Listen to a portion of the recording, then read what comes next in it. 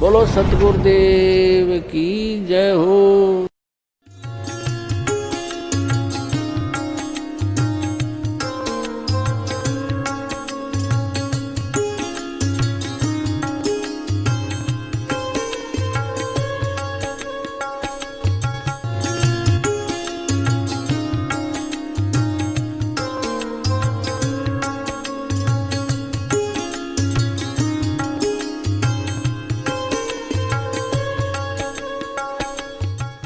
श्रीमद् भगवत गीता का बोलने वाला भी यही काल है, काल रूपी ब्रह्म है।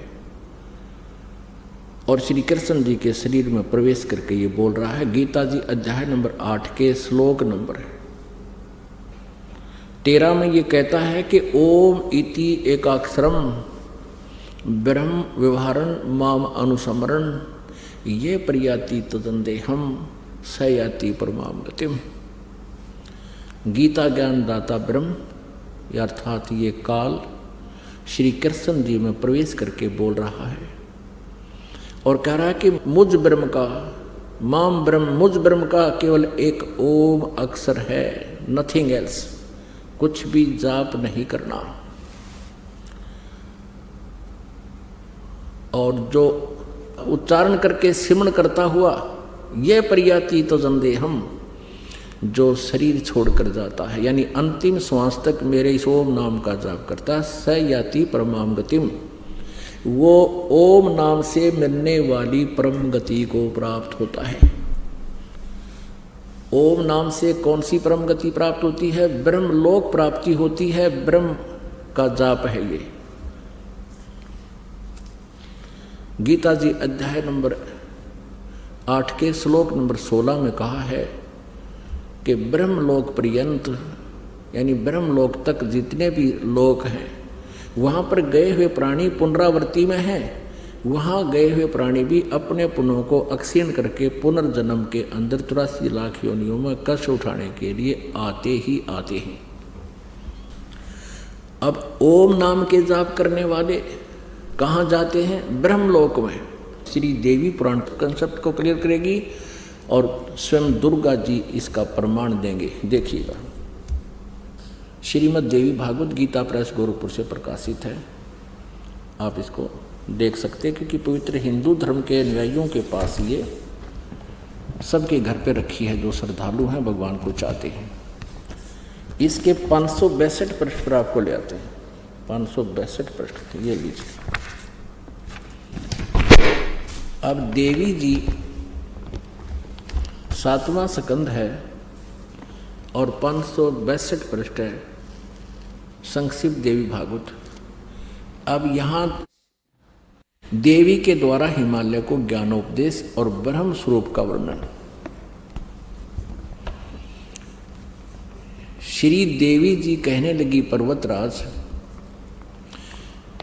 उस ब्रह्म का क्या स्वरूप है? पहले तो अपनी भक्ति के बारे में बताती है, फिर कहती उस ब्रह्म का क्या स्वरूप है यह बतलाया जाता है, जो प्रकाश रूप सबके अत्यंत समीप में स्थित हृदय रूप गुहा में स्थित होने के कारण गुहाचर नाम से प्रसिद्ध है और महान परम पद अर्थात परंपरा पे है। हम ज़्यादा ना पढ़ के यहाँ आते हैं। सो में उस वेदने योग्य लक्ष्य का तुम वेदन करो, मन लगाकर उसमें तन्मय हो जाओ।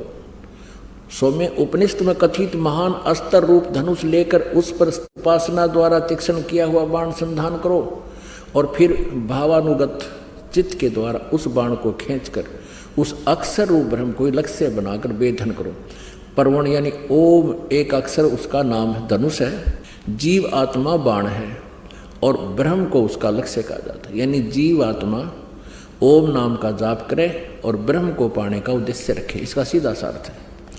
उस एकमात्र परमात्मा को ही जाने, दूसरी सब बातों को छोड़ दे। दुर्गा जी अपनी साधना को भी छोड़ने को कह रही है यदि तूने ब्रह्म साधना करनी है तो। यही अमृत रूप परमात्मा के पास पहुंचाने वाला पुल है और संसार समुद्र से पार होकर अमृत स्वरूप परमात्मा को प्राप्त कराने का यही सुलभ साधन है। इस आत्मा का ओम के जप के साथ ध्यान करो, यानी ब्रह्म का ओम नाम का जाप है, उसका ओम एक अक्षर, वो ओम का जाप करो, इस ध्यान जप के साथ ध्यान करो। इससे अज्ञान में अंधकार से सर्वथा परे और संसार समुद्र से उस पार जो ब्रह्म है उसको पा जाओगे। ओम जाप ब्रह्म का है, तुम्हारा कल्याण। वो ब्रह्म कहाँ रहता है? 563 पृष्ठ बता रहे हैं। वह यह सबका आत्मा ब्रह्म, जिसका ओम नाम जाप करोगे वह ब्रह्म लोक रूप दिव्य आकाश में स्थित है, यानी उसको पा जाओगे, उसको पा जाओगे। ओम नाम का जाप कर ध्यान धरो और उस ब्रह्म को, जो उस पार ब्रह्म है, उसको पा जाओगे। तो वो कहाँ रहता है? वो ब्रह्म लोक में रहता है, या ब्रह्म लोक चले जाओगे। इससे सिद्ध हो गया कि तुम ब्रह्म लोक चले जाओगे। ओम नाम का जाप करने वाले, ब्रह्म की साधना करने वाले साधक। अपनात्मा ये गीता ज्ञानदाता ब्रह्म है, यही काल रूपी ब्रह्म है, काल रूपी ब्रह्म कहो। और ये ब्रह्मा, श्री ब्रह्मा जी, श्री विष्णु जी, श्री शिव जी के पूज्य पिताजी हैं, और दुर्गा इनकी माता है। और ये पवित्र हिंदू धर्म के ये नकली गुरु आचार्य है, आज तक हमारे सिलेबस को नहीं हमें समझा सके। ये बिल्कुल अज्ञानी हैं, तत्वज्ञानहीन पुरुष हैं। इनसे जान बचाओ अपनी और छुटकारा पाओ इनसे, और अपना कल्याण कराओ। इस दास के पास आओ।